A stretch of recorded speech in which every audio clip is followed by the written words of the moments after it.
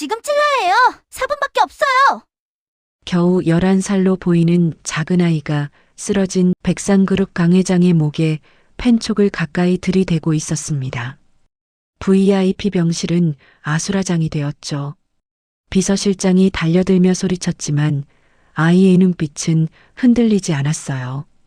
도대체 이 아이는 누구이며 무슨 일이 벌어지고 있는 걸까요?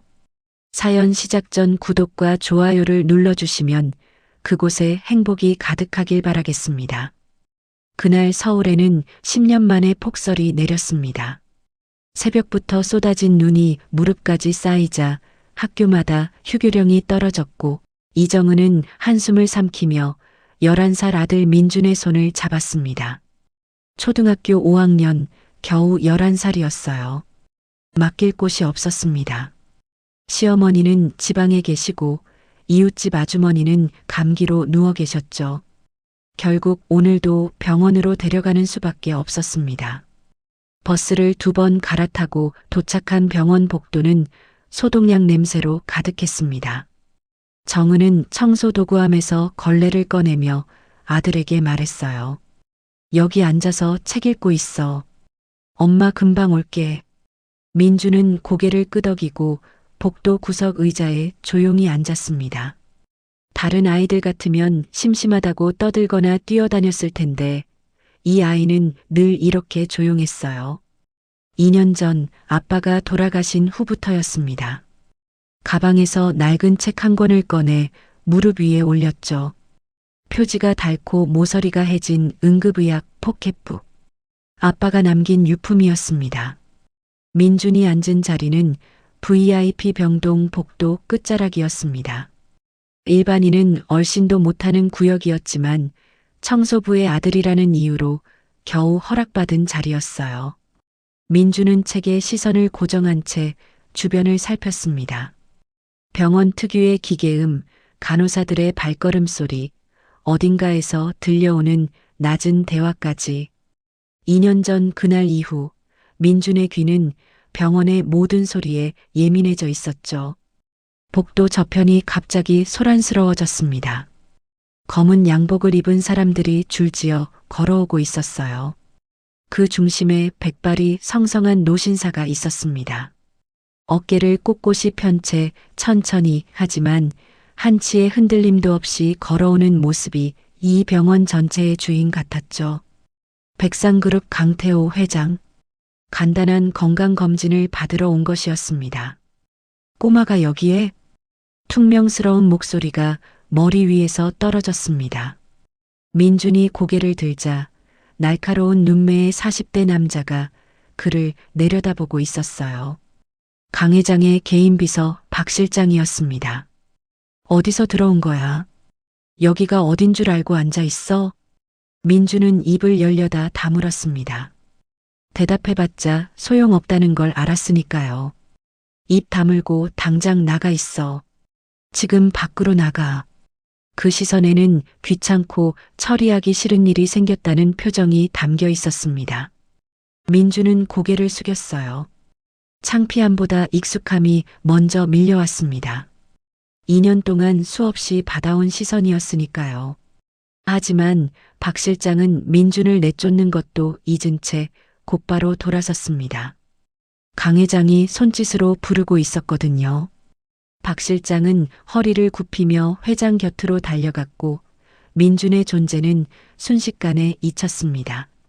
민준은 조용히 한숨을 내쉬었습니다. 그때였어요.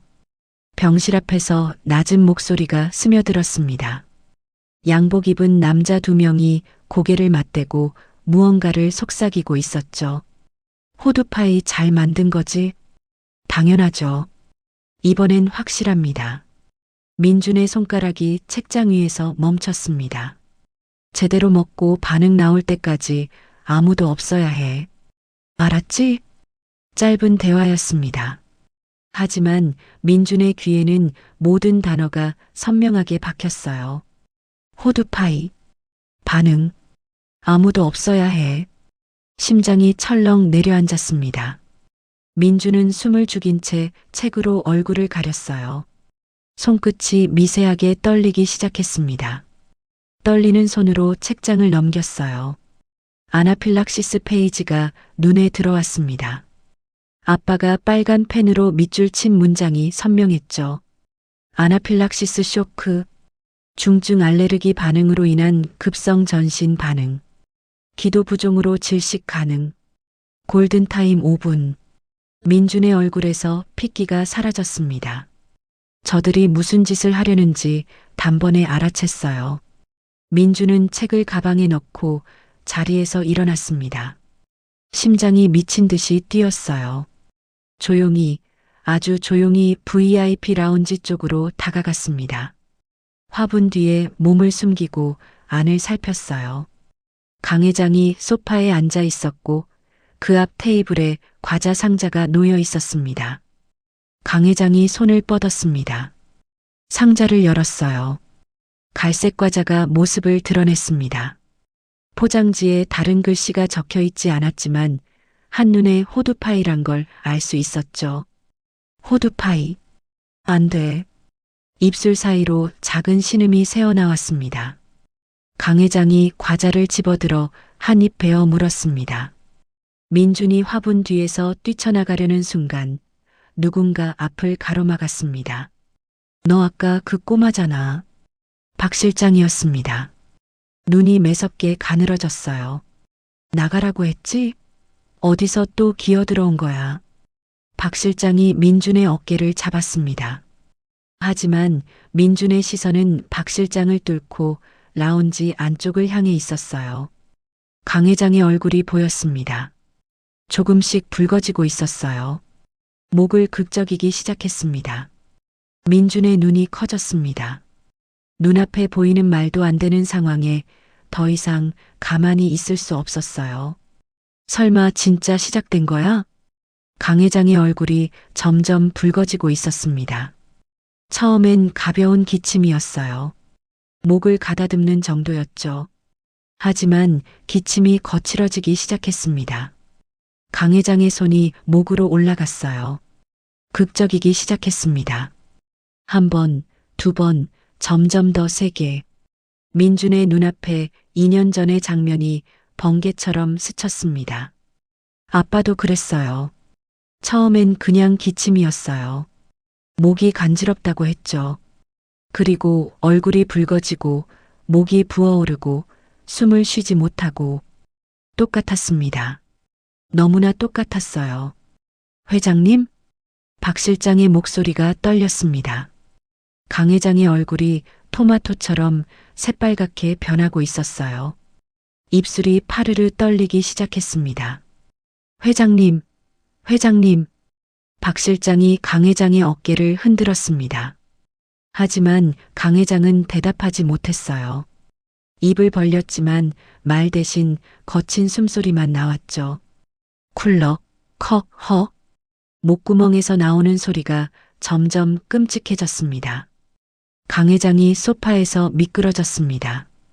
바닥에 무릎이 닿았어요. 두 손으로 목을 감싸쥐었습니다. 눈이 커졌어요. 공포로 가득 찬 눈이었습니다. 119 불러. 박 실장이 소리쳤습니다. 휴대폰을 꺼내 미친 듯이 버튼을 눌렀어요. 손이 덜덜 떨려 번호도 제대로 누르지 못했습니다. 거기 뭐해? 빨리 의사 데려와. 복도에 있던 간호사 2명이 뛰어들어왔습니다. 하지만 그들도 당황하기는 마찬가지였어요. 한 명은 강 회장 옆에 쪼그려 앉았지만 어찌할 바를 몰랐고 다른 한 명은 허둥지둥 전화기를 찾았습니다. 여기 백산병원 VIP 병동입니다. 환자가 쓰러졌어요. 박 실장의 목소리가 복도에 울려 퍼졌습니다. 수화기 너머로 차분한 목소리가 들려왔어요.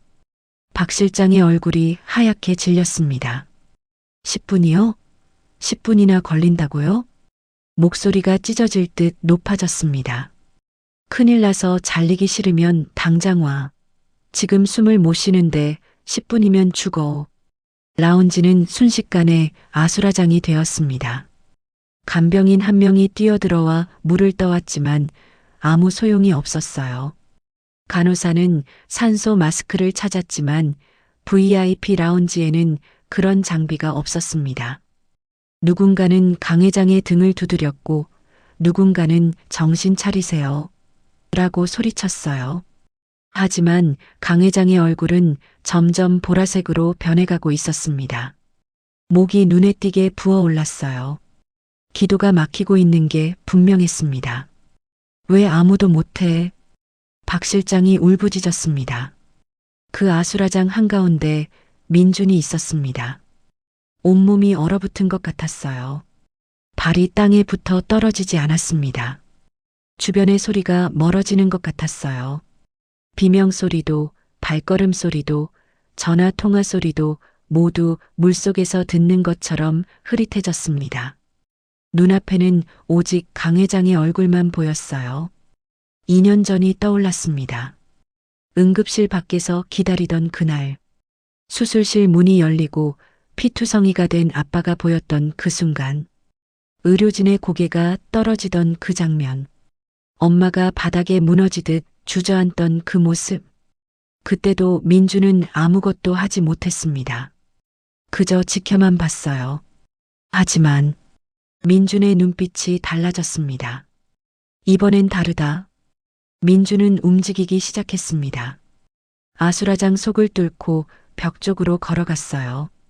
다른 사람들이 소리 지르고 우왕좌왕하는 동안 민준의 발걸음은 이상하리만치 차분했습니다. 벽에 걸린 하얀 구급함 앞에 섰어요. 손을 뻗어 문을 열었습니다. 소독용 알코올, 붕대, 반창고, 가위. 눈이 빠르게 내용물을 훑었어요. 알코올 병을 꺼냈습니다. 가위를 꺼냈어요. 손끝은 떨렸지만 동작은 정확했습니다. 주머니에 손을 넣었어요. 손끝에 익숙한 감촉이 닿았습니다. 파란색 볼펜. 아빠가 마지막으로 선물한 볼펜이었어요. 아빠 이름이 새겨진 항상 가지고 다니던 유품이었죠. 민주는 볼펜을 꺼내 분해하기 시작했습니다. 뚜껑을 빼고 잉크 카트리지를 제거하고 속이 빈 몸통만 남겼어요. 알코올을 볼펜 몸통에 부었습니다. 가위 날에도 알코올을 적셨죠. 주변에서는 여전히 비명이 터져 나오고 있었어요. 회장님, 의사 어디 있어? 빨리. 소리들이 뒤엉켰습니다. 하지만 민준의 귀에는 아무것도 들리지 않았어요. 오직 자신의 심장 소리만 들렸습니다. 쿵, 쿵, 쿵. 뭐 하는 거야? 박 실장이 민준을 발견했습니다. 눈이 휘둥그레졌어요. 너 아까 그 꼬마잖아. 지금 장난해? 박 실장이 민준에게 달려왔습니다. 하지만 민준은 피하지 않았어요. 손에 가위와 볼펜을 쥔 채 쓰러진 강 회장에게로 걸어갔습니다. 비켜요. 11살 아이의 입에서 나왔다고는 믿기 힘든 목소리였습니다. 차갑고 단호하고 흔들림이 없었어요. 미쳤어? 회장님한테 손 떼면 죽어. 박 실장이 민준의 팔을 잡았습니다. 하지만 민준은 뿌리쳤어요. 지금 후두부종으로 기도가 막히고 있어요. 민준이 소리쳤습니다. 눈에 눈물이 고여 있었지만 흐르지는 않았어요. 얼굴 청색증 나타나고 있고 산소 포화도 급격히 떨어지고 있어요. 10분 기다리면 저산소성 뇌손상 와요. 4분 안에 기도 확보 안 하면 끝이에요. 박 실장의 입이 벌어졌습니다. 방금 뭐라고 했지? 후두부종, 청색증, 산소 포화도? 11살짜리 입에서? 그 순간 강 회장의 몸이 경련했습니다. 얼굴이 완전히 보라색으로 변해 있었어요. 입술은 파랗게 질려 있었고 눈은 허공을 향해 뒤집어지고 있었습니다. 숨이 넘어가기 직전이었어요. 회장님, 박 실장의 비명이 터져 나왔습니다. 민주는 그 틈을 놓치지 않았어요. 강 회장 옆에 무릎을 꿇었습니다. 떨리는 손으로 강 회장의 목을 만졌어요. 손끝이 울대뼈를 찾았습니다. 그 아래로 내려갔어요. 윤상갑상막, 엄마가 예전에 장난처럼 가르쳐준 위치였습니다. 여기야. 민준이 작게 중얼거렸습니다. 라운지 안은 여전히 아수라장이었어요. 비명과 고함이 뒤섞였고 발걸음 소리가 어지럽게 울렸습니다. 하지만 민준의 주변만은 이상하게 고요했어요. 마치 시간이 멈춘 것처럼. 손에 쥔 가위가 형광등 불빛 아래에서 차갑게 빛났습니다. 아빠의 파란색 볼펜이 다른 손에 들려 있었어요. 민주는 깊게 숨을 들이쉬었습니다. 아빠, 이번엔 내가 살릴게. 그리고 가위를 들어 올렸습니다. 박 실장은 얼어붙어 있었습니다. 머릿속이 하얗게 비어버렸어요. 눈앞에서 벌어지는 일이 현실인지 꿈인지 분간이 되지 않았습니다. 11살짜리 꼬마가 가위를 들고 회장님의 목 앞에 무릎을 꿇고 있었어요. 막아야 했습니다. 소리쳐야 했어요. 하지만 입이 열리지 않았습니다.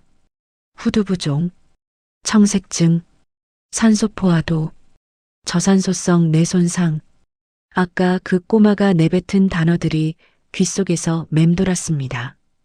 의대생도 아니고 간호사도 아닌 겨우 초등학생 입에서 나온 말이었어요. 도대체 저 애가 뭐지? 박 실장의 다리가 풀렸습니다. 한 발짝도 움직일 수 없었어요. 민준의 손이 움직였습니다. 가위 끝이 강 회장의 목에 닿았어요. 정확히 울대뼈 아래 윤상갑상막 위치였습니다.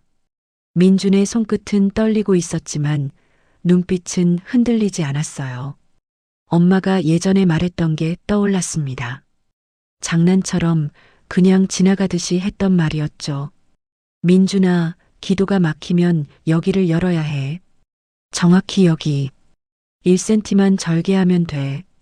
더도 말고 덜도 말고. 그때는 그냥 신기해서 들었어요. 엄마가 의사였을 때 이야기가 재밌어서 귀 기울였던 것뿐이었죠. 설마 이걸 진짜로 쓸 줄은 몰랐습니다. 민주는 숨을 멈췄어요. 그리고 가위를 눌렀습니다. 푸식. 생전 처음 듣는 소리였습니다. 가위 끝이 피부를 뚫는 순간 공기가 빠져나가는 소리가 났어요. 작은 구멍에서 바람이 새어나오는 것 같은 소리였죠. 민주는 재빨리 아빠의 볼펜을 꺼내 절개 부위에 갖다 댔습니다. 속이 빈 볼펜 몸통이 기도 안으로 들어갔어요. 빅. 볼펜을 통해 공기가 들어가는 소리가 들렸습니다. 막혔던 기도가 뚫린 거였어요. 강 회장의 가슴이 움직였습니다. 한 번, 두 번, 오르내리기 시작했어요. 보라색으로 변해 있던 얼굴에 조금씩 혈색이 돌아왔습니다. 숨을 쉬고 있었어요. 살아 있었습니다. 민주는 방심하지 않았습니다. 아빠의 책에서 읽었던 내용이 떠올랐어요. 응급기도 확보 후에는 환자의 머리를 살짝 뒤로 젖혀 기도를 유지해야 한다고.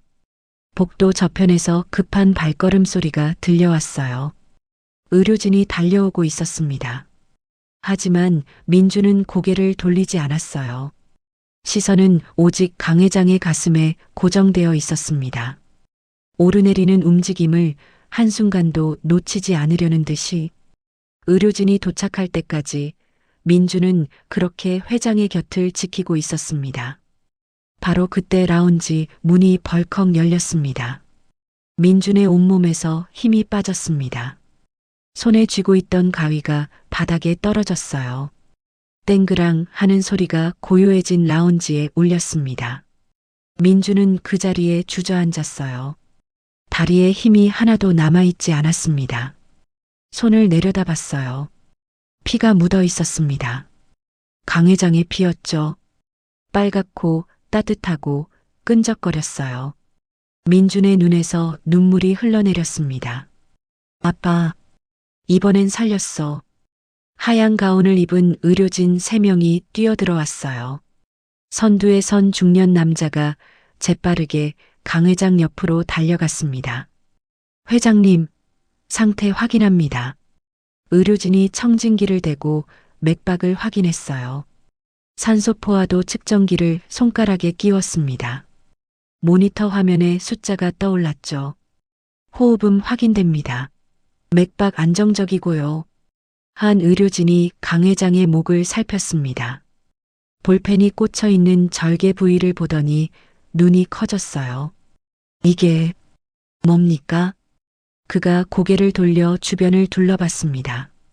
누가 이런 처치를 했는지 찾는 눈빛이었어요. 선두에 섰던 중년 남자, 담당 전문의가 절개 부위를 자세히 살폈습니다. 손전등으로 비춰가며 꼼꼼히 확인했어요. 윤상갑상막 절개가 정확한 위치에 됐습니다. 기도 확보 완벽하고요. 그의 목소리에 경악이 묻어났습니다. 이건 대체 누가 한 겁니까? 완벽한 응급기도 확보술입니다. 침묵이 흘렀습니다. 박 실장은 여전히 얼어붙어 있었어요.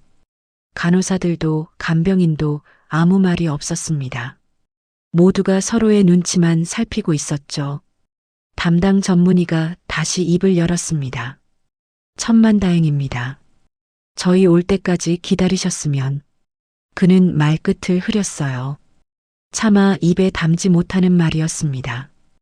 회장님은 살지 못했을 겁니다. 그때 전문의의 시선이 바닥에 닿았습니다. 피 묻은 가위가 떨어져 있었어요. 그 옆에 소독용 알코올병이 굴러다니고 있었죠. 그리고 그 앞에 작은 아이가 주저앉아 있었습니다. 손에 피를 묻힌 채 눈물을 흘리며 부들부들 떨고 있었어요. 전문의의 눈이 휘둥그레졌습니다. 설마 그가 민준에게 다가갔어요. 무릎을 꿇고 아이의 눈높이에 맞췄습니다. 이거 내가 한 거니? 민준은 대답하지 못했어요. 그저 고개를 끄덕였습니다. 목소리가 나오지 않았거든요. 전문의의 얼굴에 믿을 수 없다는 표정이 떠올랐습니다. 위아래로 민준을 훑어봤어요. 초등학생이 분명했습니다. 10살 많아야 11살쯤 되어 보였죠. 이 아이가 전문의가 뒤를 돌아봤습니다. 의료진, 간호사, 박 실장. 모든 시선이 민준에게 꽂혀 있었어요. 이 아이가 아니었으면 회장님은 절대 살지 못했을 겁니다. 전문의의 목소리가 라운지에 울려 퍼졌습니다. 공기가 무겁게 가라앉았어요. 아무도 말이 없었습니다. 방금 벌어진 일이 믿기지 않는다는 표정들이었죠. 11살짜리 아이가, 청소부의 아들이 재벌 회장의 목숨을 구했습니다. 민주는 여전히 바닥에 앉아 있었어요. 손에 묻은 피가 마르기 시작했습니다. 끈적거리던 감촉이 딱딱하게 굳어가고 있었죠. 하지만 민주는 닦을 생각을 하지 못했어요. 그저 강 회장을 바라봤습니다. 오르내리는 가슴, 돌아온 혈색, 거칠지만 분명한 숨소리. 살았어. 이번엔 살렸어. 민준의 입술이 떨렸습니다. 주머니 속에서 볼펜 뚜껑을 만졌어요. 아빠 이름이 새겨진 뚜껑이었죠. 아빠 봤어? 나 이번엔 가만히 있지 않았어. 민준아. 비명에 가까운 외침이 라운지를 가로질렀습니다. 청소복을 입은 여자가 복도를 뛰어오고 있었어요. 손에 들고 있던 걸레가 바닥에 떨어졌지만 주울 생각도 하지 않았습니다. 이정은이었어요. 소란을 듣고 달려온 것이었죠. 정은은 바닥에 주저앉아 있는 민준을 발견했습니다. 피 묻은 작은 손, 눈물 범벅이 된 얼굴, 부들부들 떨리는 어깨. 정은의 심장이 무너져 내렸어요. 민준아, 괜찮아? 다친 거야? 정은이 무릎을 꿇고 아들을 끌어안았습니다. 민준의 몸이 엄마 품에 파묻혔어요. 그제야 참았던 울음이 터져 나왔습니다. 엄마. 민준의 목소리가 갈라졌어요. 엄마가 가르쳐준 대로 했어. 정은의 눈이 커졌습니다. 이번엔 살렸어. 이번엔 내가 살렸어, 엄마. 정은은 아들의 말을 이해하지 못했습니다. 무슨 말이야? 뭘 살렸다는 거야? 고개를 돌려 주변을 살폈어요. 바닥에 떨어진 가위, 소독용 알코올병, 그리고 소파 옆에 누워있는 노인. 목에 무언가가 꽂혀 있었습니다. 파란색 볼펜이었어요. 정은의 숨이 멎었습니다. 저건 호석 씨 볼펜이잖아. 그녀는 본능적으로 노인의 상태를 살폈습니다. 의사였던 눈이 자동으로 움직였어요. 목의 절개 부위, 볼펜의 삽입 각도, 환자의 호흡 상태, 완벽했습니다. 윤상갑상막 정중앙, 1cm 절개, 기도 확보 각도까지 교과서에서 본 것처럼 정확한 응급기도 확보술이었어요. 이걸 민준이가 했다고? 뭐야, 이게 무슨 소란이야? 굵은 목소리가 라운지를 울렸습니다. 사람들이 길을 열었어요. 하얀 가운을 입은 남자가 성큼성큼 걸어왔습니다. 50대 중반, 번들거리는 이마에 날카로운 눈매. 병원 부원장 오정태였어요. 오정태는 바닥에 누운 강 회장을 보더니 얼굴이 굳어졌습니다. 강 회장님? 이게 어떻게 된 거야? 그가 고개를 돌려 주변을 둘러봤어요. 의료진, 간호사, 박 실장, 그리고 바닥에 앉아 있는 청소부와 아이. 오정태의 눈이 청소부의 얼굴에서 멈췄습니다. 순간 그의 표정이 얼어붙었어요. 너. 오정태의 목소리가 낮아졌습니다. 정은은 고개를 들어 그를 바라봤어요. 눈빛이 마주쳤습니다. 2년 만이었어요. 그날 이후 처음으로 마주치는 얼굴이었죠. 정우석 부인이 여기서 뭐라는 거야? 오정태의 입에서 차가운 말이 흘러나왔습니다. 정은의 어깨가 굳어졌어요. 하지만 대답하지 않았습니다. 아직도 병원에 있었어? 오정태가 한 발짝 다가왔어요. 입꼬리가 비틀어졌습니다. 남편 죽인 사람이 아들까지 데리고 병원에서 일해? 뻔뻔하기는. 주변 공기가 얼어붙었습니다. 의료진도 간호사도 숨을 죽였어요.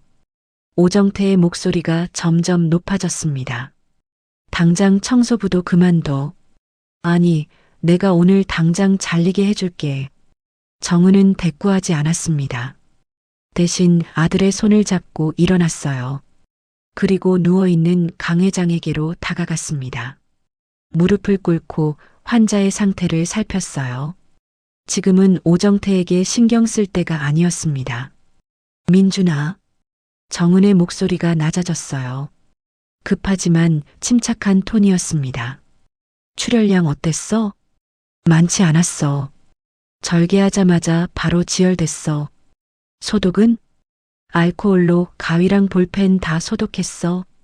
삽입 깊이는? 1cm 정도. 더 깊이 안 들어가게 조심했어.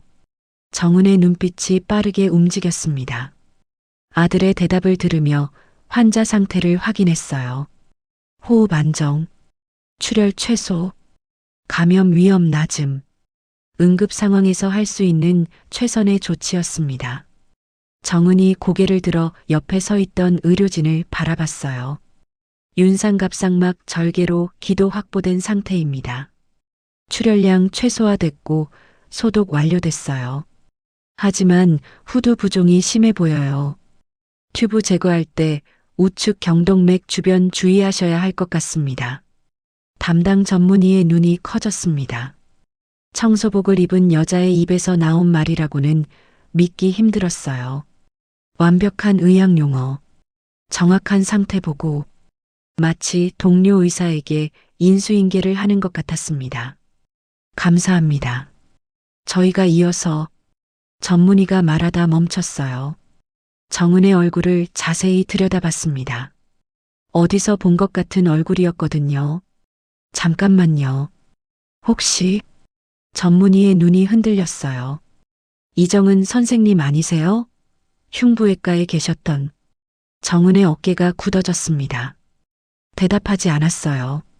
전문의가 입을 열려는 순간 오정태의 시선이 느껴졌습니다. 차갑고 날카로운 눈빛이었어요. 전문의는 재빨리 고개를 돌렸습니다. 마치 아무것도 보지 못한 것처럼, 아무것도 알아보지 못한 것처럼. 아닙니다. 제가 착각했네요. 전문의가 어색하게 웃으며 환자에게로 돌아갔어요. 정은은 그 모습을 말없이 바라봤습니다. 익숙한 반응이었어요. 2년 동안 수없이 봐왔던 반응이었죠. 청소부 주제에 뭘 안다고 짓거려. 오정태가 버럭 소리쳤습니다. 당장 환자한테서 떨어져. 면허도 없는 것이 감히. 그가 정은에게 다가왔어요. 손을 뻗어 어깨를 잡으려 했습니다. 하지만 정은은 피하지 않았어요. 고개를 들어 오정태를 똑바로 바라봤습니다. 눈빛이 흔들리지 않았어요. 부원장님, 정은의 목소리는 차분했습니다. 환자 상태가 아직 위중해요. 후두 부종이 완전히 가라앉지 않았어요. 지금 다투실 때가 아닙니다. 2년이 어디서 감히. 오정태의 얼굴이 불그락푸르락했습니다. 남편 죽인 주제에 여기서 의사 행세야? 당장 꺼져. 그 말에 민준의 몸이 움찔했어요. 작은 주먹이 꽉 쥐어졌습니다. 하지만 정은이 아들의 손을 잡아 진정시켰어요. 정은은 오정태를 더 이상 쳐다보지 않았습니다. 대신 민준의 손을 잡고 자리에서 물러났어요. 가자, 민준아. 강 회장은 움직일 수 없었습니다. 몸이 납덩이처럼 무거웠어요. 손가락 하나 까딱할 수 없었습니다. 눈꺼풀조차 열리지 않았어요. 마치 깊은 물속에 가라앉아 있는 것 같았죠. 하지만 귀는 열려 있었습니다. 희미하게, 아주 희미하게 소리가 들렸어요. 물속에서 듣는 것처럼 뭉개져 있었지만 분명히 들렸습니다. 남편 죽인 사람이 아들까지 데리고 병원에서 일해? 누군가의 목소리였어요. 날카롭고 차가운. 출혈량 어땠어? 많지 않았어. 절개하자마자 바로 지혈됐어. 다른 목소리들이었습니다. 여자와 아이. 담담하고 전문적인 대화. 청소부의 목소리였어요. 하지만 그 입에서 나오는 건 완벽한 의학 용어였습니다. 이정은 선생님 아니세요? 흉부외과에 계셨던.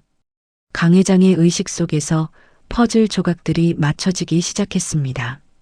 청소부, 아이, 완벽한 시술, 의학 용어, 그리고 비정상적으로 분노하는 부원장. 뭔가 이상했어요. 강 회장은 생각했습니다. 저 청소부는 누구지? 아이는 어떻게 내 목숨을 구한 거지? 부원장은 왜 저렇게 화를 내는 거지? 남편을 죽였다고? 그게 무슨 말이지? 의문들이 꼬리에 꼬리를 물고 이어졌어요. 하지만 강 회장은 아무것도 할 수 없었습니다. 입을 열 수도, 눈을 뜰 수도, 손을 움직일 수도 없었어요. 그저 어둠 속에 누워서 들을 수밖에 없었습니다. 가자, 민준아. 청소부의 목소리가 멀어져 갔습니다. 강 회장의 의식 속에 한 가지 생각만이 선명하게 남았어요. 저 사람들이 누군지 반드시 알아내야 해. 그리고 어둠이 다시 밀려왔습니다. 박 실장은 밤새 서류를 뒤졌습니다. 병원 인사 기록, 승진 심사 자료, 학회 발표 이력, 손에 잡히는 모든 것을 확인했어요. 2년 전 승진 심사 명단이었어요. 흉부외과 과장 후보 이정은, 심사 결과 만장일치 추천, 내과 과장 후보 정호석, 심사 결과 만장일치 추천. 두 사람 모두 같은 해에 과장 승진을 앞두고 있었습니다. 병원에서 가장 촉망받던 부부 의사였어요. 그런데 한 달 뒤 남편은 죽고 아내는 살인자가 되었습니다. 뭔가 이상했습니다. 오래된 병원 창립 기념일 행사 사진이었습니다. 하얀 가운을 입은 여자와 남자가 환하게 웃고 있었습니다. 이정은과 정호석이었어요. 호석의 옆에는 작은 아이가 서 있었습니다. 9살쯤 되어 보이는 남자아이는 민준이었어요. 아빠의 가운 자락을 잡은 채로 세상에서 가장 행복한 표정이었어요. 박 실장의 가슴이 먹먹해졌습니다. 이 행복한 가족에게 대체 무슨 일이 벌어진 걸까? 2년 전 어느 따뜻한 봄날이었습니다. 정우석은 퇴근길에 작은 케이크 상자를 들고 집에 왔어요. 현관문이 열리자 9살 민준이 뛰어나왔습니다. 오늘 아빠가 케이크 사왔어. 왜? 엄마 승진 축하해야지. 엄마가 곧 과장님이 되거든. 진짜? 엄마가 더 높은 사람이 되는 거야? 응. 아빠도 곧 그렇게 될 거야. 호석이 웃으며 거실로 들어갔습니다. 정은이 부엌에서 나왔어요. 앞치마를 두른 채로 당신 승진 축하. 내일 발표라며? 만장일치 추천받았으면서 뭘? 세 사람의 웃음소리가 작은 아파트를 가득 채웠습니다. 아빠, 오늘 병원에서 무슨 일 있었어? 호석이 침대 옆에 앉았습니다. 아들의 이불을 덮어주며 말했어요. 오늘은 아빠가 사람을 살렸어. 민준의 눈이 초롱초롱 빛났습니다. 어떻게? 심장이 갑자기 멈춘 할아버지가 있었어. 그래서 아빠가 여기를. 호석이 민준의 가슴을 톡톡 쳤어요. 이렇게 눌러서 다시 뛰게 했어. 우와, 아빠 진짜 대단하다. 나도 커서 아빠처럼 사람 살리는 의사가 될래. 그래, 우리 민준이는 아빠보다 더 훌륭한 의사가 될 거야. 그로부터 한 달 뒤였습니다. 호석이 간단한 수술을 받게 되었어요. 맹장 수술이었습니다. 30분이면 끝나는 간단한 수술이었죠. 정은과 민주는 수술실 앞 대기실에 앉아 있었어요. 민주는 가져온 만화책을 읽고 있었습니다. 정은은 커피를 마시며 남편을 기다렸어요. 금방 끝나. 아빠 나오면 같이 저녁 먹으러 가자. 응, 아빠 치킨 좋아하잖아. 민준이 환하게 웃었습니다. 그때였어요. 수술실 문이 벌컥 열렸습니다. 간호사가 뛰어나왔어요. 얼굴이 하얗게 질려 있었습니다. 이정은 선생님, 긴급 상황입니다. 정은의 커피잔이 바닥에 떨어졌습니다. 뭐라고요? 무슨 일이에요? 수술 중 대량 출혈이. 지금 바로 들어오셔야 해요. 정은의 얼굴에서 핏기가 사라졌어요. 간단한 맹장 수술에서 대량 출혈이라니. 말이 안 됐습니다. 민준아, 여기 있어. 엄마 금방 올게. 정은이 수술실로 뛰어들어갔습니다. 민준은 혼자 남았습니다.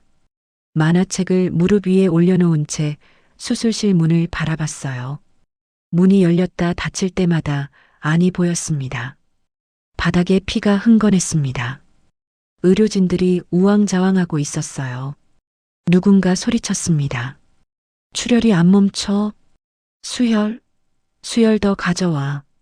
민준의 심장이 쿵쿵 뛰기 시작했어요. 손에 든 만화책이 바닥에 떨어졌습니다. 문이 다시 열렸어요. 그 틈으로 수술대가 보였습니다. 아빠였어요. 얼굴이 창백했습니다. 움직이지 않았어요. 민주는 자리에서 일어났습니다. 다리가 후들후들 떨렸어요. 수술실 쪽으로 한 발짝 다가갔습니다. 들어오면 안 돼. 간호사가 민준을 막아섰어요. 하지만 민준의 눈은 수술실 안을 향해 있었습니다. 엄마가 보였어요. 피 묻은 장갑을 끼고 아빠 옆에 서 있었습니다. 손이 떨리고 있었어요. 안 돼. 안 돼. 엄마의 목소리가 들렸습니다. 울먹이는 목소리였어요. 그리고 기계음이 바뀌었습니다. B- 하는 긴 소리가 울렸어요. 아빠의 심장이 멈춘 거였습니다. 민주는 수술실 앞에 서서 그저 바라만 봤어요. 의료진이 아빠의 가슴을 누르는 것을, 엄마가 울부짖는 것을, 그리고 모든 것이 멈추는 것을. 시간이 얼마나 흘렀는지 몰랐어요. 엄마가 바닥에 무너졌어요. 민주는 그 자리에 주저앉았습니다. 아빠가 죽었다. 그 사실이 머릿속에서 맴돌았지만 이해되지 않았어요. 어젯밤까지 아빠는 웃고 있었어요. 민준이 이마에 뽀뽀해주고 잘 자라고 말해줬어요.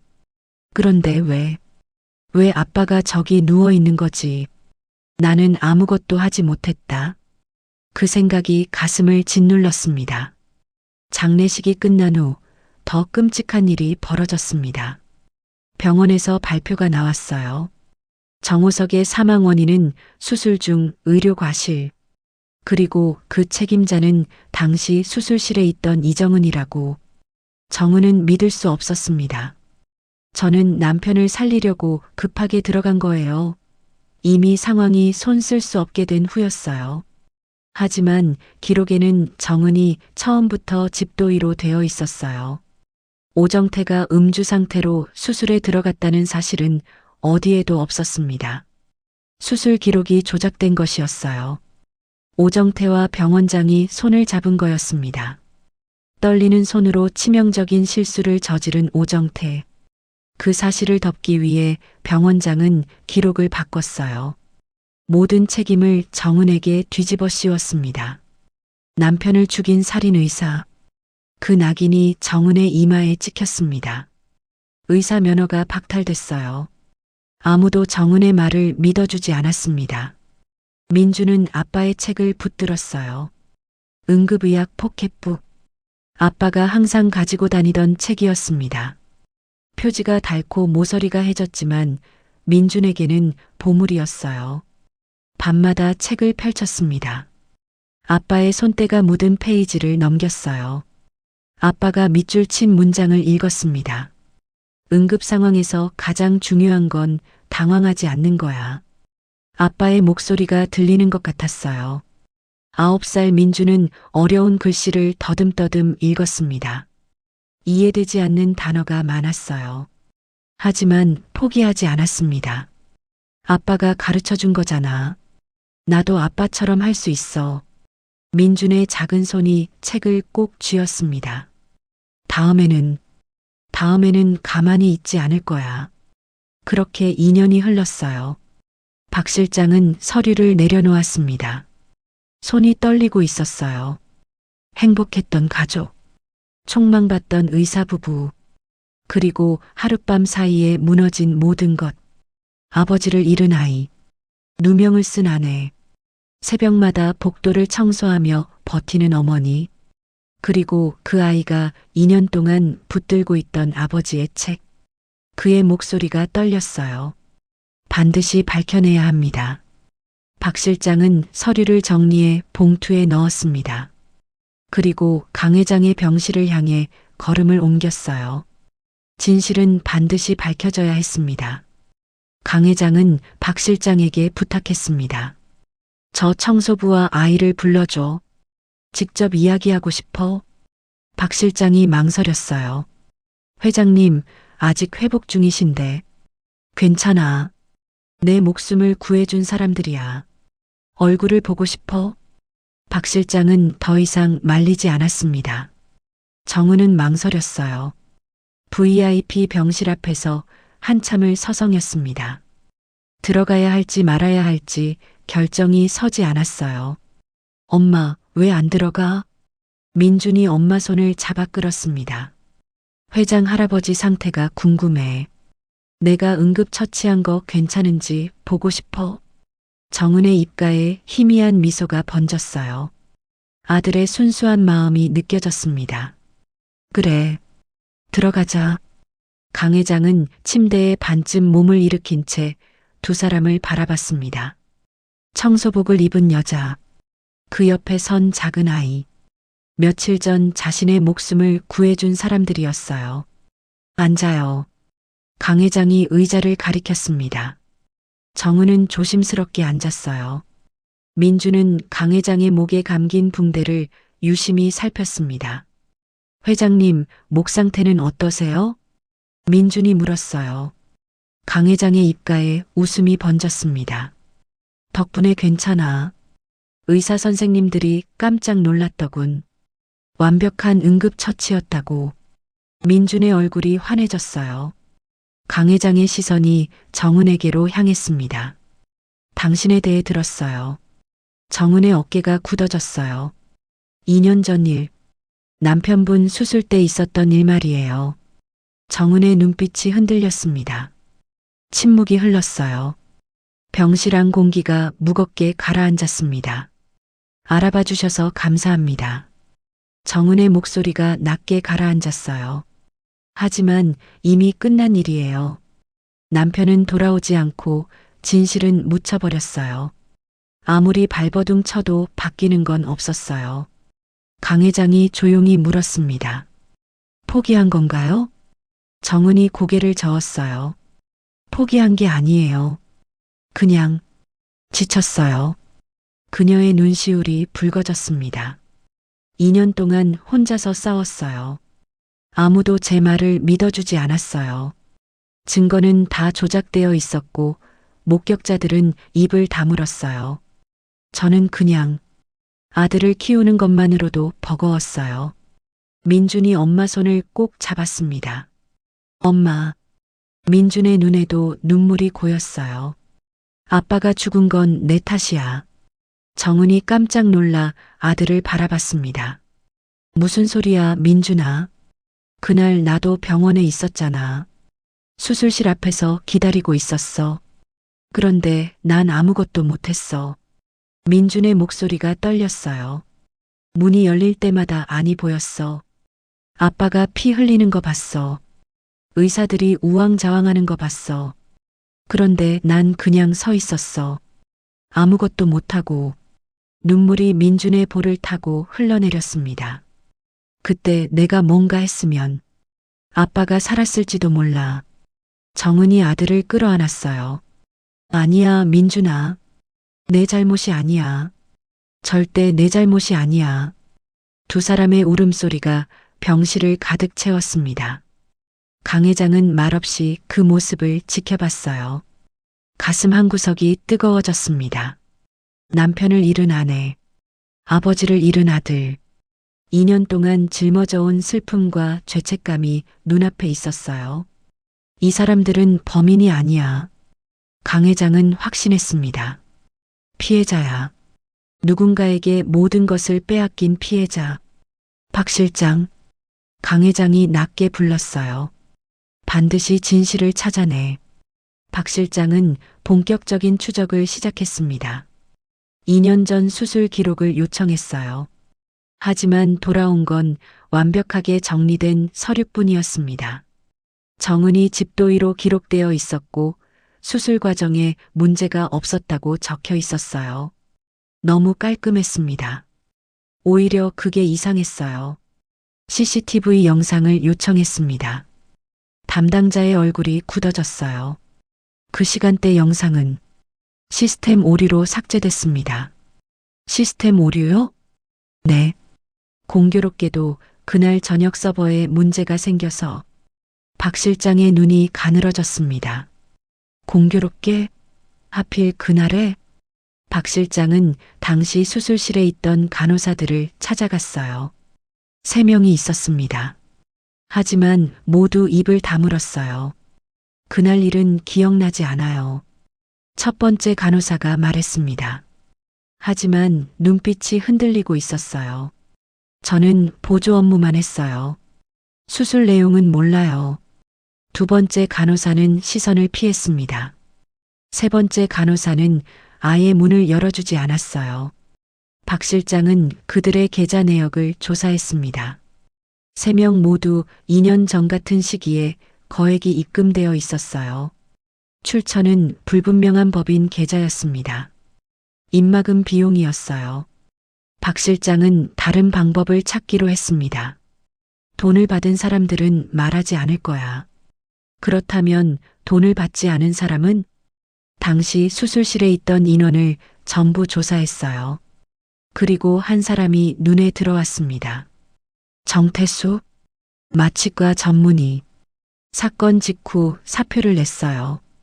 거액의 합의금 제안을 거절하고 병원을 떠났습니다. 이상했어요. 왜 돈을 거절했을까?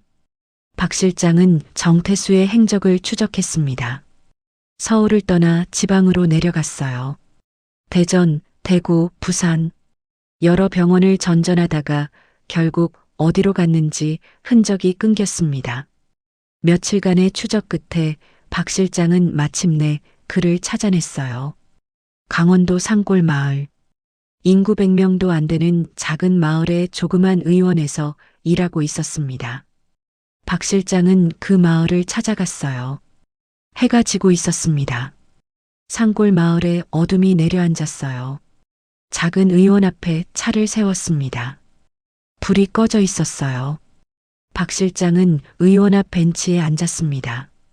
그리고 기다렸어요. 1시간, 2시간, 밤이 깊어갔습니다. 새벽 2시쯤이었어요. 의원 안에서 불빛이 켜졌습니다. 창문 너머로 한 남자의 그림자가 보였어요. 잠을 이루지 못하는 모습이었습니다. 박 실장은 자리에서 일어났어요. 의원 문을 두드렸습니다. 문이 열렸습니다. 40대 중반의 남자가 서 있었어요. 눈 밑에 짙은 다크서클이 내려앉아 있었습니다. 핏기 없는 얼굴, 초점 없는 눈. 누구시죠? 정태수가 물었어요. 목소리에 힘이 없었습니다. 박 실장이 명함을 내밀었어요. 백상그룹 강태호 회장 비서실장입니다. 정태수의 얼굴이 굳어졌어요. 2년 전 일 때문에 왔습니다. 순간 정태수의 눈빛이 흔들렸어요. 몸이 뒤로 물러섰습니다. 저는 아무것도 몰라요. 문을 닫으려 했습니다. 박 실장이 문틈에 발을 넣었어요. 정태수 선생님, 낮고 단호한 목소리였습니다. 2년간 단 하루도 편히 주무셨습니까? 정태수의 손이 멈췄습니다. 문고리를 잡은 손이 부들부들 떨리고 있었어요. 박 실장이 말을 이었습니다. 돈을 받지 않으셨더군요. 병원에서 거액을 제안했는데 거절하셨어요. 그리고 도망치듯 서울을 떠나셨죠. 정태수는 대답하지 않았어요. 왜 그러셨습니까? 다른 사람들은 다 받았는데 왜 선생님만 거절하셨습니까? 침묵이 흘렀습니다. 정태수의 어깨가 떨리기 시작했어요. 그 돈을 받으면 그의 목소리가 갈라졌습니다. 평생 잠을 못 잘 것 같았어요. 박 실장의 눈빛이 날카롭게 빛났어요. 그날 밤 수술실에서 무슨 일이 있었습니까? 정태수가 고개를 들었습니다. 눈에 눈물이 고여 있었어요. 진짜로 알고 싶으세요? 박 실장이 고개를 끄덕였어요. 정태수가 천천히 문을 열었습니다. 들어오세요. 정태수의 집은 작았습니다. 낡은 원룸이었어요. 벽에는 곰팡이가 피어 있었고 창문은 뿌옇게 흐려져 있었습니다. 한쪽 구석에는 빈 소주병들이 쌓여 있었어요. 박 실장은 말없이 방 안을 둘러봤습니다. 2년 전 촉망받던 마취과 전문의의 삶이 이렇게 되어버린 거였어요. 정태수가 바닥에 주저앉았습니다. 무릎을 끌어안고 벽에 등을 기댔어요. 어디서부터 말해야 할지 모르겠어요. 그의 목소리가 떨렸습니다. 박 실장이 맞은편에 앉았어요. 처음부터 말해주세요. 그날 밤 수술실에서 무슨 일이 있었습니까? 정태수가 고개를 들었습니다. 눈에 눈물이 고여 있었어요. 저도 어쩔 수 없었습니다. 진짜예요. 오정태가, 그 인간이 저를 협박했어요. 입 다물지 않으면 내 면허도 끝이라고. 내가 마취했으니까 공범이라고. 같이 감옥 가고 싶냐고. 그의 손이 부들부들 떨리기 시작했어요. 저는 겁이 났어요. 아내랑 애들이 있었거든요. 아이들 학비도 내야 했고 대출금도 갚아야 했어요. 그래서 그냥 입을 다물었어요. 박 실장의 눈빛이 차가워졌습니다. 그래서 이정은 선생에게 모든 죄를 뒤집어 씌운 겁니까? 정태수가 고개를 세차게 저었어요. 아니에요. 저는 그렇게까지 할 줄 몰랐어요. 오정태가 정호석 선생님 부인한테 누명을 씌운다고 했을 때 저는 반대했어요. 그건 너무하다고, 무고한 사람이라고. 그의 목소리가 갈라졌습니다. 그런데 오정태가 저를 노려보면서 말했어요. 내가 마취했잖아. 내가 환자 상태 못 보고 있었잖아. 니도 공범이야. 지금 와서 양심팔이 하면 너도 같이 끝이야. 그러니까 닥치고 있어. 정태수가 얼굴을 감쌌어요. 저는 그냥 겁이 나서 아무 말도 못했어요. 제가 비겁했어요. 그게 죄예요. 입 다물고 있었던 게 제 죄예요. 침묵이 흘렀습니다. 박 실장이 낮은 목소리로 물었어요. 그날 밤 수술실에서 정확히 무슨 일이 있었습니까? 오정태가 무슨 실수를 한 겁니까? 정태수가 천천히 고개를 들었습니다. 오정태가 술을 마시고 수술실에 들어왔어요. 박 실장의 눈이 커졌어요. 뭐라고요? 당직이었는데 저녁에 회식이 있었대요. 거기서 술을 마셨어요. 그리고 응급 호출이 왔는데 정우석 선생님 맹장 수술이었어요. 간단한 수술이라고 생각했겠죠. 그래서 그냥 들어갔어요. 술 냄새 풀풀 나면서 정태수의 손이 떨렸어요. 처음엔 괜찮아 보였어요. 그런데 중간에 손이 떨리기 시작하더니 혈관을 잘못 건드렸어요. 대량 출혈이 시작됐어요. 거기서부터 완전히 꼬여버렸어요. 박 실장의 주먹이 꽉 쥐어졌습니다. 그래서 이정은 선생이 수술실에 들어온 겁니까? 네. 남편 상태가 심각하다는 소식 듣고 급하게 들어왔어요. 살려보려고 안간힘을 썼어요. 그런데 이미 늦었어요. 오정태가 너무 심하게 망쳐놓은 거예요. 손 쓸 수가 없었어요. 정태수가 울먹였어요. 이정은 선생님은 남편을 살리려고 필사적이었어요. 그 모습이 아직도 눈에 선해요. 피 묻은 손으로 남편 가슴을 누르면서 안 돼 하고 울부짖던 모습이 그의 어깨가 들썩였습니다. 그런데 그 사람한테 죄를 뒤집어 씌운 거예요. 남편 죽인 살인자라고, 의료사고 낸 의사라고. 얼마나 억울했겠어요. 남편 살리려다가 오히려 죽인 사람이 된 거잖아요.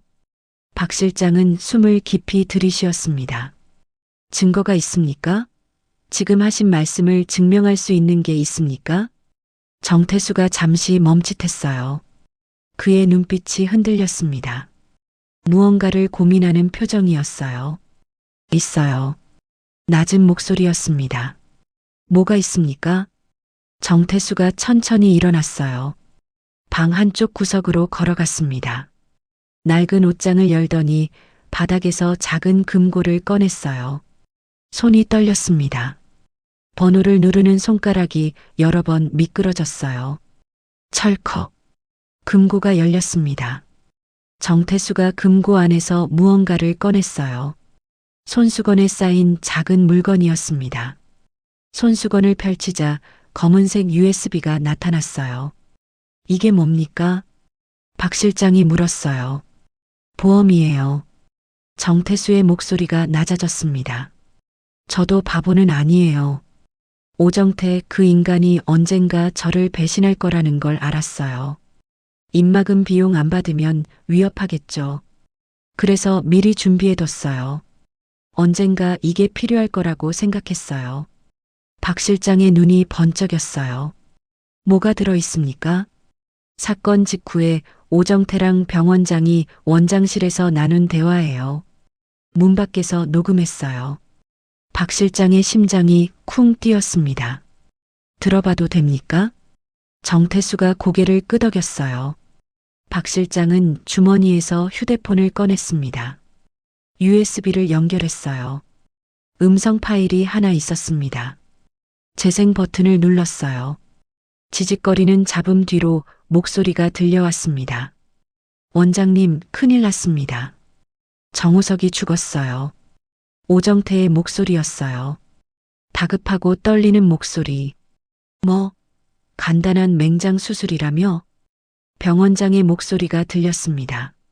제가 술을 좀 마셨었거든요. 손이 떨려서 실수를 했어요. 혈관을 잘못 건드렸어요. 미친놈. 술 마시고 수술실에 들어갔어? 어쩔 수 없었어요. 당직이었는데 응급이라고 해서 간단한 수술이라고 생각했는데 잠시 침묵이 흘렀어요. 병원장의 목소리가 낮아졌습니다. 오 선생, 이거 들키면 넌 끝이야. 알지? 네, 알아요. 그래서 원장님한테 온 거예요. 제발 도와주세요. 누가 알아? 마취과 정태수랑 수술 보조로 급하게 들어온 정호석 부인이요. 이정은. 또다시 침묵이 흘렀어요. 정호석 부인이라고? 네. 남편 살린다고 급하게 들어왔어요. 병원장의 목소리가 차가워졌습니다. 그 여자한테 뒤집어 씌워. 네. 그 여자한테 책임을 뒤집어 씌우라고. 어차피 백도 없고 돈도 없는 여자잖아. 누가 믿어주겠어? 박 실장의 손이 떨렸습니다. 녹음은 계속됐어요. 근데 원장님, 그건 너무. 너 감옥 가고 싶어? 의사 면허 박탈당하고 싶어? 이정은한테 뒤집어 씌우면 다 해결돼. 수술 기록 조작하고 CCTV 지우고 간호사들 입 막으면 끝이야. 그래도 남편 죽인 누명을 씌우는 건 오 선생. 병원장의 목소리가 날카로워졌어요. 내 미래가 중요해. 그 여자가 중요해. 선택해. 긴 침묵이 흘렀습니다. 그리고 오정태의 목소리가 들렸어요. 알겠습니다, 원장님. 녹음이 끝났습니다. 박 실장은 한동안 아무 말도 하지 못했어요. 손에 든 USB가 무겁게 느껴졌습니다. 이 작은 물건 안에 2년간 숨겨진 진실이 담겨 있었어요. 정태수가 바닥에 주저앉아 울고 있었습니다. 저도 죄인이에요. 알면서 입 다물고 있었으니까. 그 여자가 청소부로 일하는 거 알아요. 아들 데리고 새벽마다 복도 청소하는 거 알아요. 그런데도 저는 겁이 나서 아무 말도 못했어요. 박 실장이 USB를 품에 넣었습니다. 이걸 가져가도 됩니까? 정태수가 고개를 끄덕였어요. 가져가세요. 제발 진실을 밝혀주세요. 저는 더 이상 이렇게 못 살겠어요. 박 실장은 자리에서 일어났습니다. 문 앞에서 잠시 멈췄어요. 고개를 돌려 정태수를 바라봤습니다. 정태수 선생님. 네. 늦었지만 용기 내주셔서 감사합니다. 정태수의 눈에서 눈물이 흘러내렸어요. 박 실장은 문을 열고 나갔습니다. 새벽녘 고속도로를 달렸습니다. 박 실장의 품 안에는 USB가 있었어요. 2년간 묻혀있던 진실이 담긴 작은 물건. 휴대폰을 꺼내 강 회장에게 전화했습니다. 회장님, 찾았나? 네. 박 실장의 목소리가 단단했어요. 진실을 찾았습니다. 강 회장의 병실로 두 사람이 불려왔습니다. 오정태 부원장과 병원장이었어요. 두 사람 모두 긴장한 기색이 역력했습니다. 백상그룹 회장이 직접 호출했으니 무슨 일인지 짐작조차 되지 않았어요. 회장님, 무슨 일로 저희를... 병원장이 어색하게 웃으며 말을 꺼냈습니다. 강 회장은 대답하지 않았어요. 그저 침대에 앉아 두 사람을 바라봤습니다. 눈빛이 얼음처럼 차가웠어요. 박 실장이 문을 닫았습니다. 철컥. 잠금 소리가 병실에 울렸어요. 회장님? 오정태가 불안한 목소리로 물었습니다. 강 회장이 천천히 입을 열었어요. 2년 전 정호석 선생 사건 알지? 오정태의 얼굴이 굳어졌습니다. 병원장의 눈빛이 흔들렸어요. 그게 왜 갑자기 그 이야기를 알지 묻고 있어. 강 회장의 목소리가 낮아졌습니다. 그날 밤 수술실에서 무슨 일이 있었는지, 너희 둘이 뭘 했는지 내가 다 알아. 오정태의 입술이 파르르 떨렸어요. 회장님, 무슨 말씀을 하시는 건지 저는 잘 들어봐. 강 회장이 박 실장에게 고개를 끄덕였습니다. 박 실장이 휴대폰을 꺼내 재생 버튼을 눌렀어요. 지직거리는 잡음 뒤로 목소리가 흘러나왔습니다. 원장님, 큰일 났습니다. 정우석이 죽었어요. 오정태의 목소리였어요. 2년 전 그날 밤의 목소리. 제가 술을 좀 마셨었거든요. 손이 떨려서 실수를 했어요. 오정태의 얼굴이 하얗게 질렸습니다. 다리가 후들거리기 시작했어요. 녹음은 계속됐습니다. 정우석 부인한테 뒤집어 씌워. 백도 없고 돈도 없는 여자잖아. 누가 믿어주겠어? 병원장의 목소리였어요. 병원장의 입이 딱 벌어졌습니다. 이건 조작입니다. 누가 이런 걸 만들어낸 거예요. 저는 이런 말 한 적 없어요. 강 회장이 손을 들어 녹음을 멈추게 했어요. 조작이라고? 그의 눈빛이 날카롭게 빛났습니다. 그날 밤 수술실에 있던 마취가 의사가 녹음한 거야. 2년 동안 금고에 보관하고 있었더군. 병원장의 얼굴이 일그러졌어요. 정태수 그 자식이 이런 짓을. 아, 그래. 정태수가 녹음했다는 건 인정하는 거야? 강 회장이 비웃음을 흘렸습니다. 병원장이 말문이 막혔어요. 제 발등을 제가 찍은 거였습니다. 오정태가 갑자기 소리쳤어요. 원장님이 시킨 거예요. 저는 그냥 원장님 말대로 한 것뿐이에요. 기록 조작하고 증거 없애라고 한 건 다 원장님이에요. 뭐라고? 병원장이 눈을 부릅떴습니다. 이 자식이 지금 뭐라고 짓거리는 거야? 내가 먼저 술 마시고 수술실에 들어간 거잖아. 내가 정우석을 죽인 거잖아. 나한테 뒤집어 씌우려고. 저만 감옥 갈 순 없어요. 원장님도 공범이잖아요. 같이 은폐한 거잖아요. 두 사람이 서로에게 손가락질을 했습니다.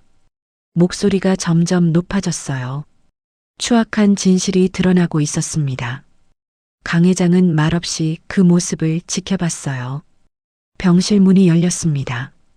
검은 제복을 입은 사람들이 들어왔어요. 경찰이었습니다. 오정태 원장님, 의료사고 은폐, 증거 조작, 무고죄 혐의로 체포합니다. 오정태의 무릎이 꺾였어요. 그 자리에 주저앉았습니다. 아닙니다. 저는 어쩔 수 없었어요. 병원장은 발악했어요. 나는 아무 잘못 없어. 다 저놈이 한 거야. 저놈이. 하지만 경찰은 냉정했습니다. 철컥. 수갑이 채워졌어요. 두 사람이 끌려나가는 모습을 강 회장은 묵묵히 바라봤습니다. 몇 주 후 재심 법정이 열렸습니다. 방청석에는 강 회장과 박 실장이 앉아 있었어요. 그리고 그 옆에 작은 아이가 있었습니다. 민준이었어요. 민준의 손은 꽉 쥐어져 있었습니다. 심장이 터질 것 같았어요. 엄마가 피고인석에 앉아 있었습니다. 청소복이 아니었어요. 단정한 정장을 입고 있었습니다. 하지만 얼굴에는 2년간의 고통이 깊이 새겨져 있었어요. 판사가 입을 열었습니다. 본 재판부는 새로 제출된 증거를 검토한 결과 다음과 같이 판결합니다. 법정 안이 조용해졌어요. 숨쉬는 소리조차 들리지 않았습니다. 피고인 이정은. 판사의 목소리가 울려 퍼졌습니다. 민준의 심장이 멈추는 것 같았어요. 무죄. 그 한마디가 법정을 가득 채웠습니다. 정은의 눈에서 눈물이 흘러내렸어요. 2년 동안 꾹 참아왔던 눈물이었습니다. 어깨가 들썩였어요. 소리 없이 울고 있었습니다. 엄마. 민준이 자리에서 뛰쳐나갔어요. 방청석 난간을 넘어 피고인석으로 달려갔습니다. 엄마. 민준이 정은의 품에 뛰어들었어요. 작은 팔로 엄마를 꼭 끌어안았습니다. 무죄래, 엄마. 무죄래. 민준의 목소리가 떨렸어요. 이제 아무도 엄마한테 나쁜 말 안 해. 엄마는 아빠 죽인 사람 아니야. 누구도 엄마한테 손가락질 못 해. 정은이 아들을 끌어안았습니다. 민준아. 목소리가 나오지 않았어요. 그저 울기만 했습니다. 2년이었어요. 2년 동안 살인자라는 낙인을 달고 살았습니다. 남편을 죽인 여자라는 손가락질을 받으며 버텼습니다. 새벽마다 병원 복도를 청소하며 아들을 키웠습니다. 그 모든 것이 끝났어요. 진실이 밝혀졌습니다. 방청석에서 강 회장이 지켜보고 있었어요. 모자가 끌어안고 우는 모습을, 2년간의 억울함이 풀어지는 모습을. 강 회장의 눈가가 촉촉해졌습니다. 옆에 서 있던 박 실장이 조용히 말했어요. 잘하셨습니다, 회장님. 강 회장이 고개를 끄덕였어요. 저 아이가 내 목숨을 구했어. 이건 내가 갚아야 할 빚이었어. 법정 안에는 여전히 모자의 울음소리가 울려 퍼지고 있었습니다. 하지만 이제 그 눈물은 슬픔의 눈물이 아니었어요. 2년 만에 흘리는 안도의 눈물이었습니다. 기쁨의 눈물이었어요. 강 회장의 병실에 햇살이 가득 들어왔습니다. 창밖으로 벚꽃이 흩날리고 있었어요. 분홍빛 꽃잎들이 바람에 실려 창문을 스치고 지나갔습니다. 봄이 온 거였어요. 2년간의 긴 겨울이 끝나고 드디어 봄이. 강 회장은 정은을 마주보고 앉아 있었어요. 탁자 위에는 두꺼운 서류 한 뭉치가 놓여 있었습니다. 강 회장이 그 서류를 손끝으로 천천히 밀었어요. 백산 심장혈관센터. 내가 평생 꿈꿔왔던 병원이야. 돈보다 생명을 먼저 생각하는, 환자만 바라보는 병원. 1년 후면 완공돼. 정은은 서류를 내려다봤습니다. 설계 도면과 조직도가 보였어요. 그 한가운데에 빈칸이 하나 있었습니다. 여기. 강 회장이 손가락으로 빈칸을 가리켰어요. 메인 집도의 자리야. 이 병원의 심장이 될 사람. 그 자리를 정은 씨가 맡아줬으면 해. 정은의 손이 미세하게 떨렸습니다. 서류 위에 올려놓은 손가락 끝이 파르르 흔들렸어요. 고개를 들어 강 회장을 바라봤습니다. 눈동자가 흔들리고 있었어요. 저를요? 저한테 이런 자리를 맡기신다고요? 목소리가 갈라졌습니다. 회장님, 저는 자격이 없어요. 2년 동안 청소부였어요. 새벽마다 걸레 들고 복도 닦던 사람이에요. 손가락에 굳은 살이 박히도록 변기 닦고 쓰레기 치우고 구석구석 먼지 털던 사람이라고요. 정은의 눈에 눈물이 차올랐어요. 그런 제가 어떻게 다시 수술실에서요? 어떻게 다시 메스를 잡아요? 사람들이 뭐라고 하겠어요. 남편 죽인 여자가 또 수술한다고, 또 누구 죽이려고 그러냐고. 정은 씨. 강 회장이 부드럽지만 단호하게 말을 끊었어요. 그의 눈빛이 깊어졌습니다. 나는 정호석 선생을 알아. 정은의 어깨가 움찔했습니다. 남편의 이름이 나오자 숨이 멎는 것 같았어요. 심장이 쿵 내려앉았습니다. 몇 년 전에 정호석 선생한테 진료받은 적이 있어. 그때 내가 건강검진에서 이상 소견이 나왔거든. 큰 병원 여러 군데 다녀봤는데 다들 검사만 하자고 하더라고. 돈 되는 검사만 권하고. 강 회장이 창밖을 바라봤어요. 눈빛이 먼 곳을 향했습니다. 그런데 정호석 선생은 달랐어. 내 손을 잡고 이렇게 말하더군. 회장님, 걱정 마세요. 이건 큰 문제 아닙니다. 생활 습관만 고치시면 돼요. 저를 믿으세요. 강 회장의 목소리가 떨렸어요. 그 따뜻한 눈빛을 아직도 기억해. 환자를 진심으로 걱정하는 눈빛. 돈이 아니라 사람을 보는 눈빛. 그런 의사가 이 세상에 얼마나 있겠어. 문 앞에서 박 실장이 조용히 지켜보고 있었습니다. 정은의 눈에서 눈물이 흘러내리는 것이 보였어요. 박 실장도 모르게 눈시울이 뜨거워졌습니다. 강 회장이 말을 이었어요. 그런데 그 사람이 죽었다는 소식을 듣고도 나는 아무것도 하지 않았어. 바쁘다는 핑계로. 내일이 아니라는 핑계로 신문에서 의료사고 기사 보고도 그냥 넘겼어. 관심 없다고, 나랑 상관없다고. 강 회장의 주먹이 떨리며 쥐어졌습니다. 2년이야. 2년이나 지나서야 진실을 알게 됐어. 그동안 정은 씨는 얼마나 힘들었겠어. 혼자서 얼마나 무너졌겠어. 내가 조금만 더 관심을 가졌더라면 당신이 2년이나 고통받지 않았을 텐데. 강 회장이 정은에게로 몸을 기울였어요. 그리고 깊이 고개를 숙였습니다. 미안해요. 정말 미안해요. 정은의 어깨가 들썩이기 시작했습니다. 참아왔던 울음이 터져 나왔어요. 2년 동안 누구에게도 하지 못했던 말들이 목구멍까지 차올랐습니다. 아니에요, 회장님. 회장님 잘못이 아니에요. 아무도 저를 믿어주지 않았어요. 증거는 다 조작되어 있었고, 목격자들은 입을 다물었고, 저 혼자 싸워야 했어요. 그런데 싸울 힘이 없었어요. 정은이 얼굴을 감쌌어요. 민준이 밥 먹이고 학교 보내고 그것만으로도 버거웠어요. 낮에는 일하고 밤에는 울고 그렇게 2년을 버텼어요. 강 회장이 손수건을 건넸습니다. 정은이 떨리는 손으로 받아들었어요. 박 실장이 조심스럽게 다가왔습니다. 선생님, 정은이 고개를 들었어요. 박 실장의 눈도 붉어져 있었습니다. 제가 처음 선생님을 봤을 때 솔직히 무시했습니다.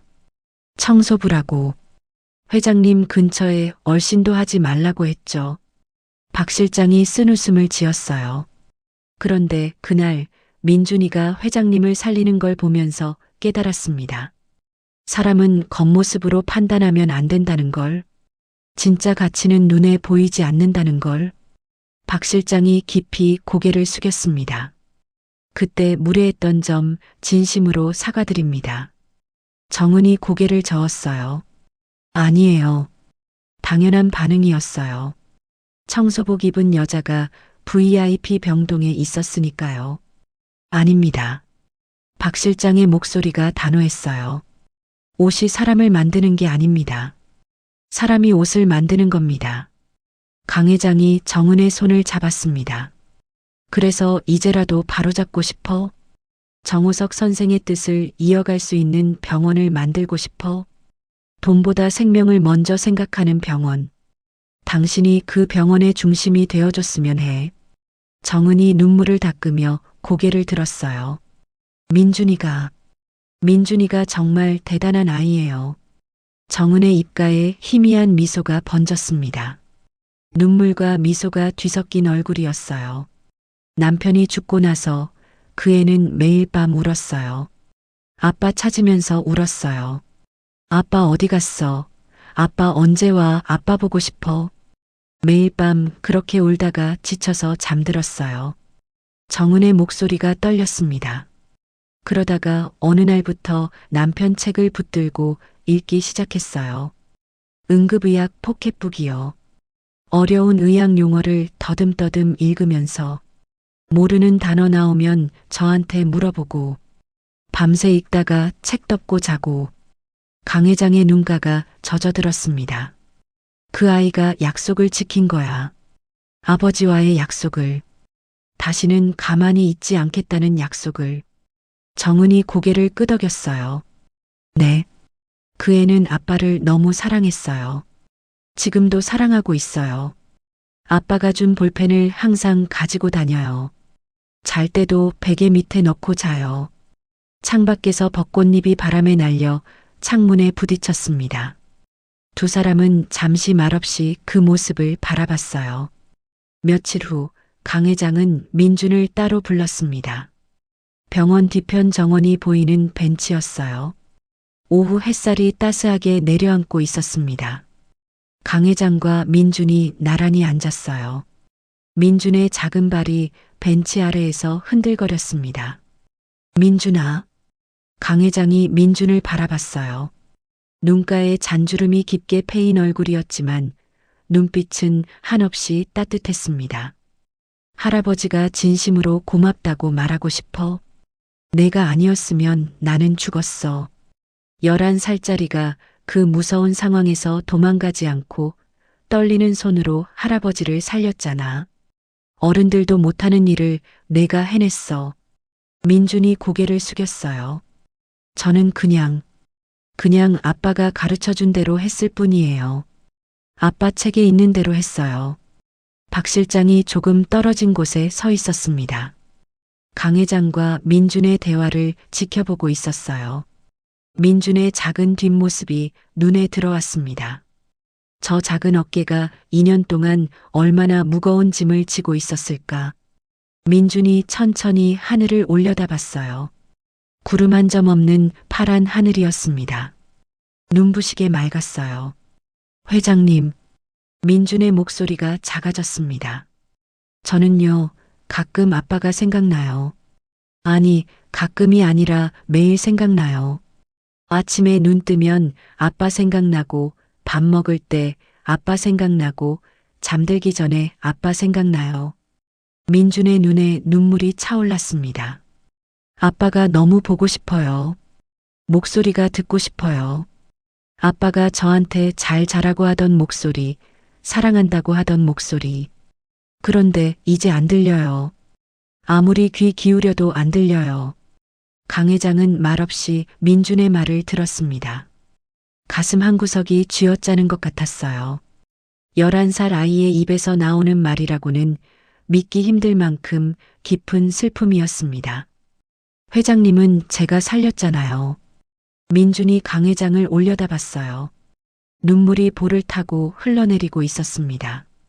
그런데 왜 저는 아빠를 못 살렸을까요? 그때도 저는 병원에 있었어요.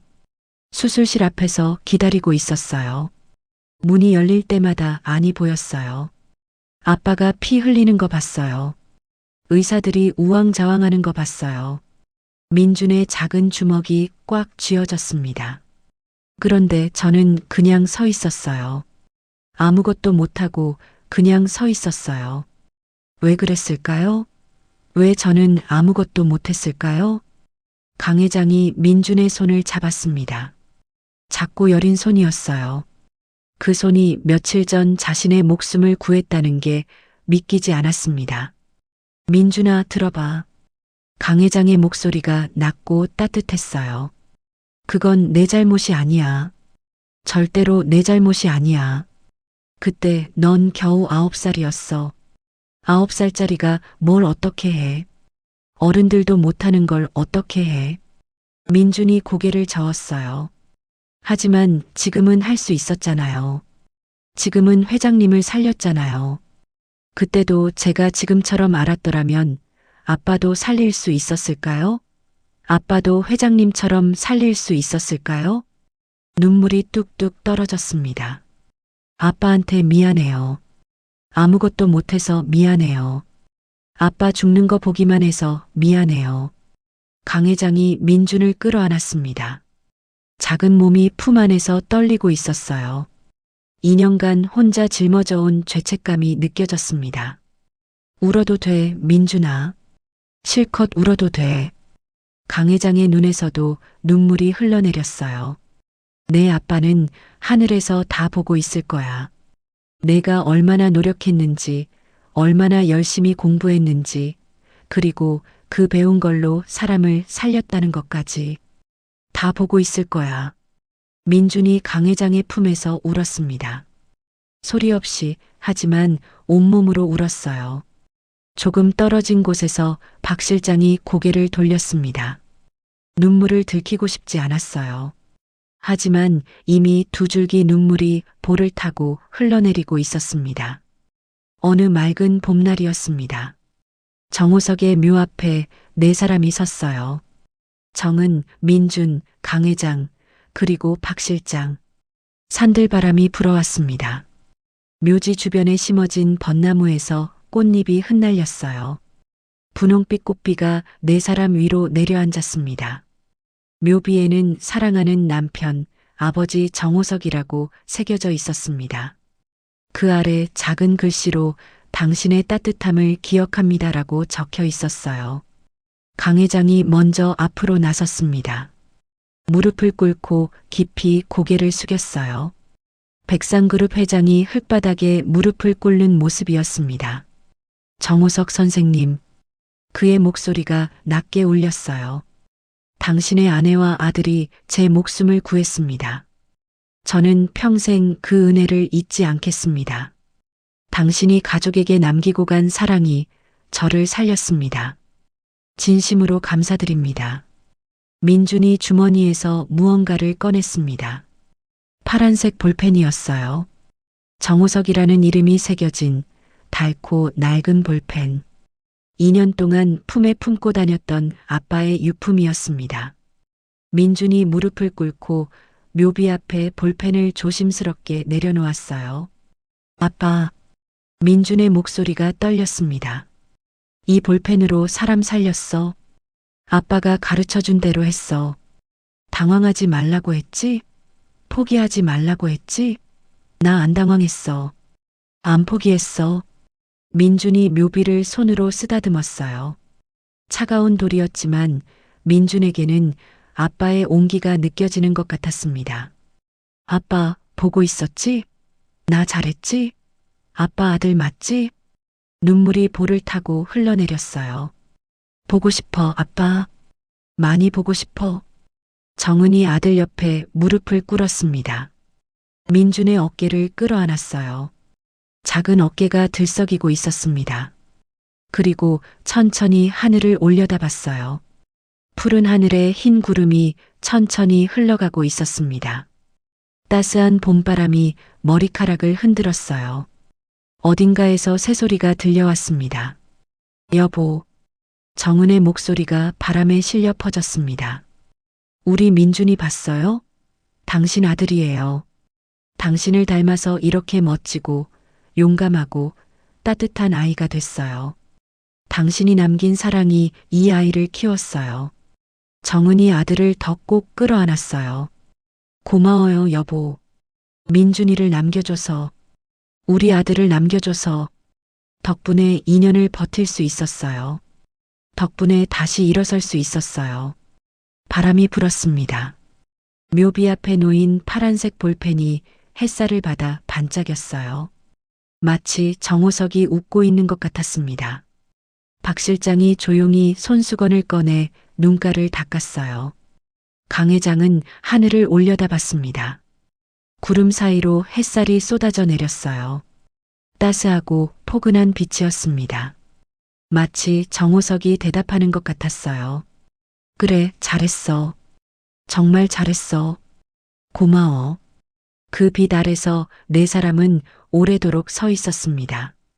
벚꽃잎이 흩날리고 바람이 불고 햇살이 내려앉는 그 자리에서 새로운 시작을 약속하며 11살 민준이의 작은 손이 한 사람의 목숨을 살리고 2년간 묻혀있던 진실을 밝히고 무너진 가족에게 새로운 봄을 선물했습니다. 아버지를 향한 사랑이 이 모든 기적을 만들어냈다는 점이 큰 감동을 줍니다. 지금 어디서 듣고 계신가요? 민준이와 정은의 새로운 시작을 응원하신다면 따뜻한 댓글로 남겨주세요. 오늘도 행복 가득 따뜻하세요. 이상 봄날처럼 따뜻한 이야기였습니다.